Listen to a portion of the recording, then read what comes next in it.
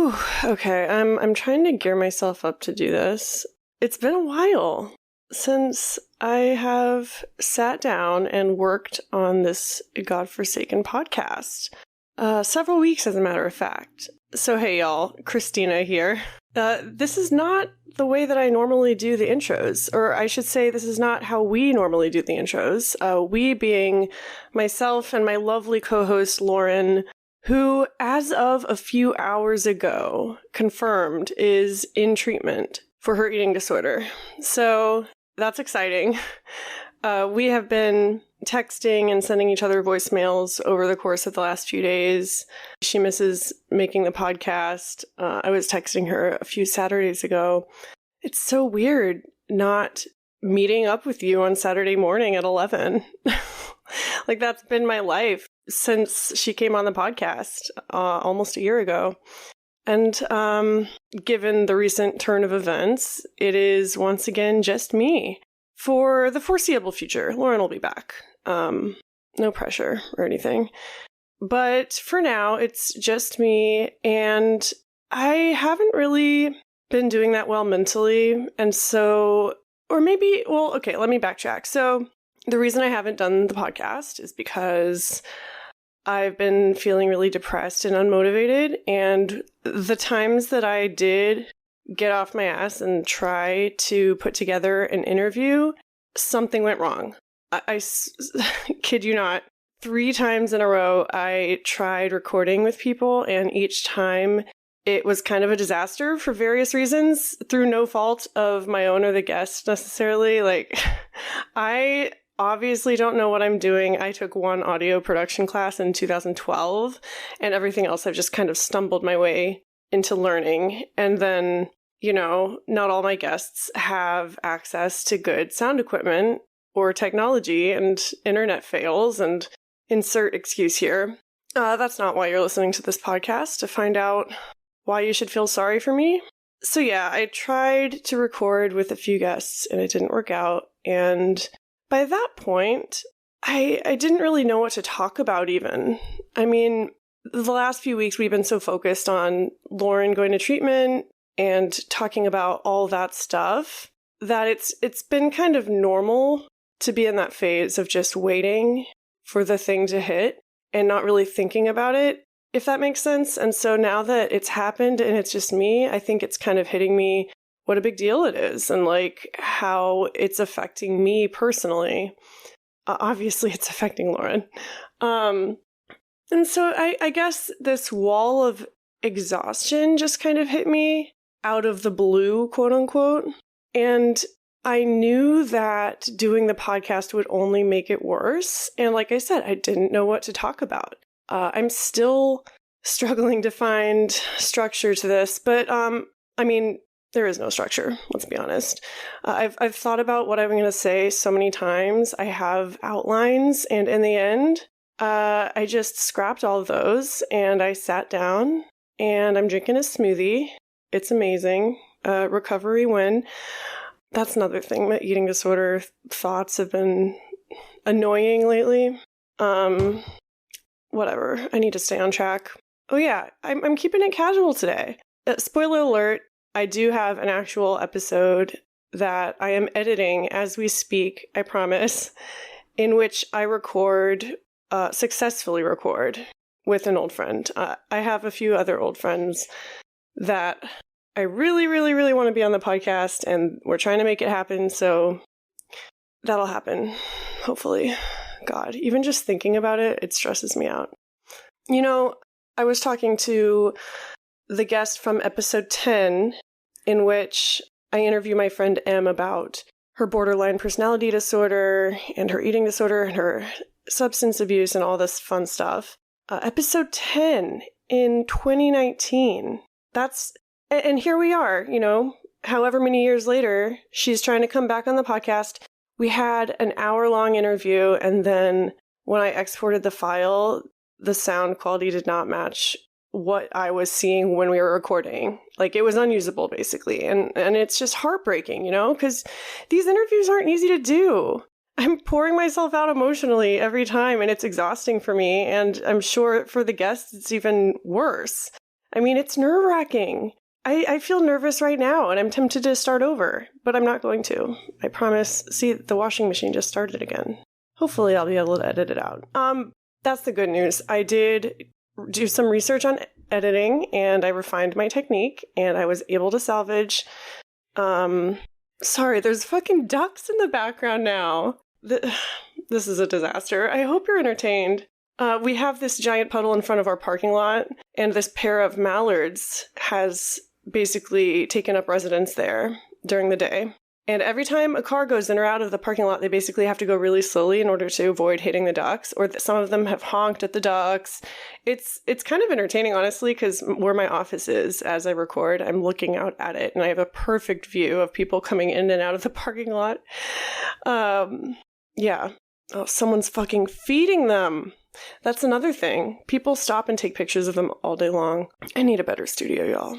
So, yeah, I have gotten better at editing, basically, and the future interviews that I record, I feel good about. So, I apologize for wasting your time, I guess.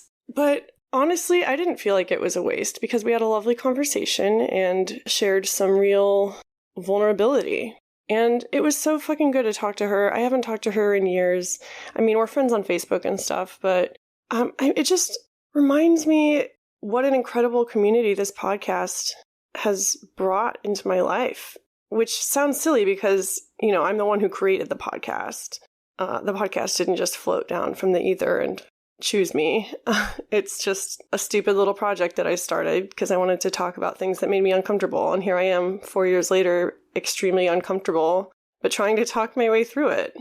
Also, it is officially May 1st that this hopefully comes out, which someone alerted me on Instagram that it is Mental Health Awareness Month. And my first reaction was kind of to laugh because, like, I used to pay attention to that kind of stuff, but honestly now I don't because every month is Mental Health Awareness Month for me, you know? Like, I'm always thinking about these issues. But I guess it is cool to see some awareness being spread. Although I feel like everyone is super aware of mental health these days. I mean, even when I started the podcast in 2018, it was not as much talked about. Or maybe I just wasn't talking about it as much. That's probably what it was. Anyway. But I was talking to Em, and she was asking me what was new in my life, and I was telling her about, you know, my everyday experiences. I was telling her about my relationships and my job and all this shit, and she kind of interrupted me, and she was like, "Are you all right?" I kind of, like, I guess my voice was kind of wavering, and I didn't realize it, and it kind of, I don't know if those were her exact words, but it kind of threw me off guard, and unfortunately, that is when her internet cut out, and then when we resumed, I realized that the file I was recording was shit. Anyway, I've been thinking a lot about it since that day, and I don't know, I guess I'm not all right. I'm not all right. I mean, I don't know if I ever was all right, but, and it's worse this time. I mean, I say that every fucking time. I mean, spoiler alert, it's always worse. But it feels different this time because on the outside, there's no crisis. There's no emergency. There's no life-changing event. It's just mundane, and it feels scary. One thing that I had in one of my outlines for this episode is being addicted to chaos, and maybe I'll save that for a future episode, but this episode's very meta. I apologize. Whatever, it's a mini-sode. Fuck it. Also, thank you for listening.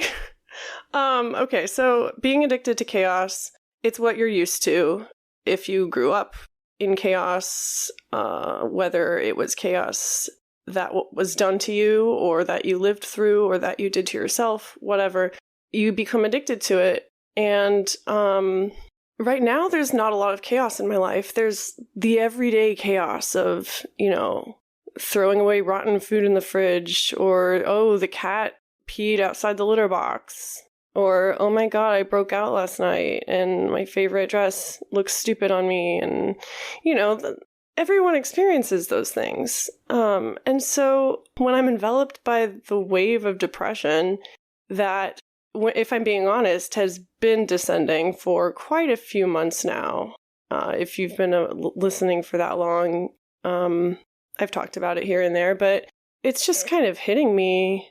And rather than fight it, I've just kind of allowed it to surround me and, just lean back and see what I notice. And one of the reasons I bring this up is because by not recording the podcast, that is one of the ways that I am surrendering. I hate using that word because in my mind, it is tinged with Christianity. I mean, if you grew up in the church, there's a million songs about surrender. It's like, surrendering it all to God was like what I grew up hearing. And it's an uncomfortable concept to me because I need to be in control. Because if I'm not in control, then there is no control because life is without control. Anyway, I'm drinking my smoothie. Hold on. I need to take a smoothie break. Okay. So by not doing the podcast, I'm surrendering to the idea that I don't have control. Maybe by forcing myself to put out episodes every week, even if I don't feel like it, or it's like I'm pretending I have control. Like on the outside, it looks like I have control because I'm putting out an episode every week. That takes a lot of self-control. I'm tired of pretending that I have it under control because I don't. And yes, I'm talking about the podcast, but I'm also talking about life. Like I don't have anything under control and it's okay. Everyone understands. And people that are going through the same thing. Like the responses that I've gotten from the people that I've talked to about this have been just astounding to me. Because when I do surrender, I feel so guilty, like I've failed. But really, there is a strength I'm seeing, and people's comments have helped open my eyes to this. There's a strength in admitting that you don't have control and that you don't have the ability to do something. I mean, I would love to be able to stick to the podcast schedule. I would love to do a lot of things, but it's hard sometimes. And I'm just being real. I'm just trying to be real. I feel like I haven't been real enough on this podcast lately. And maybe that's another reason I stopped, because I didn't want to put out episodes if they weren't real. I don't want to just talk about this stuff and not live any of it. You know what I mean? One thing I wrote down is performance does not equal productivity. And that's in this case, that means, just because I'm performing and putting out episodes every week doesn't mean that they're quality or that it's not hurting me, not that this hurts me. I'm starting to lose my train of thought again. Smoothie break. God, I make such a good smoothie. The key is to chop up the bananas when they're really ripe and then freeze them. Yeah. So I don't want to spend this whole episode talking about the fucking podcast. Let's go back to my personal life. 2 days from now, I am seeing a therapist, a brand new therapist, and I'm really excited about it. I think I desperately need it because, like I was saying, I've been really depressed, and it feels so dumb to talk about because, I don't know, in real life it feels so dumb to talk about. I've been quiet about it this time because there's no external event or whatever on which to blame it. And I've been doing externally so well in my recovery, and I got a car a couple weeks ago now. I bought my partner's old car from him, and he bought a new car. Very exciting. We're a Subaru family now. But I don't know, I'm doing all these things, and on the inside, I just feel like it's all performance. Excuse me. And I'm dying. Everything is just so exhausting. Even picking what kind of pizza to have for dinner. I couldn't make that decision the other night. And the person I was with was like, it's not that hard of a decision. I was like, oh my God, you don't even know. It's just so exhausting. I was on the ADHD subreddit, and someone said that life feels like one long chore that never ends. And I was like, yes, that's exactly how I feel. I keep waiting for that moment of relief when you're done with your obligations and you just get to go have fun. But that feeling never arrives because for me, having to quote unquote have fun is also a chore. Like even the fun, it feels like a chore to me. Nothing makes me that excited anymore. I mean, for a while I started playing Stardew Valley and I became addicted to it. And a few days ago, it's like a switch flipped. It just no longer is exciting to me. It's like when I find that thing that gives me dopamine, I pursue it and I consume it in its entirety as fast as I can. And then, of course, when it's done, I'm just like, bye, I'm done. Yeah, I don't even know what to say right now, honestly. I'm really appreciative for all of you who listen. And new episodes are coming, I promise. Like I said, I'm editing the one with my friend from treatment. Em and I are going to re-record at some point. I did try sitting Brett down and recording with him, and it ended up being kind of a disaster. I don't know if any of you have tried recording with your significant other, but it's kind of impossible. Maybe I'll play a clip at the very end of this. If you want it, maybe I'll play it in a future episode. If you would want to hear that, let me know. It's very stupid. Maybe I'll play it at the end of this episode since it is a mini-sode and it's all over the place and nothing fucking matters.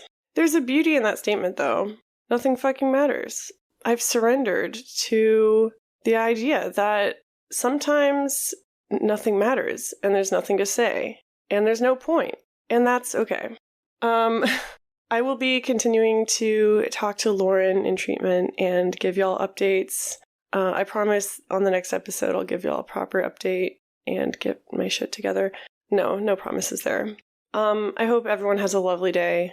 And this is the point of the episode where I would try to say something wise or witty, but honestly, I'm just glad to be here. And so should you. So should you. Until next time, y'all. Bye.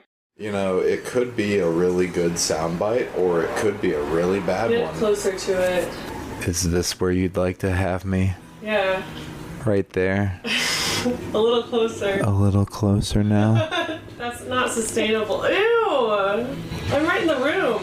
Are you? Close and personal with my microphone like that. I guess now the microphone's been broken in. Let's see what my mic level is at. Let's see what your mic level is at. It's not tracking. You're not tracking. Keep talking. Keep talking. Why is it Keep on the talking and the tracking and the talking and the tracking. You're singing. Keep on the talking. You've never sung for me before, and now you're singing on the podcast potentially. Keep on talking and the tracking. Testing 1, 2, 3. Brett, say something. I am now saying something. All right. Saying something I am now. So now how does it sound if I pick up the microphone and hold it up like this, and then if I hand it to you, let's see. How does that sound? Does it sound very noisy or does it sound very sensual? So for instance, if this were an actual interview, I would say, hello, this is Brett. Brett, where are you from? I'm from here. Okay, I don't like the handing back and forth. It's too much work. This is a disaster. Your life is an unmitigated disaster.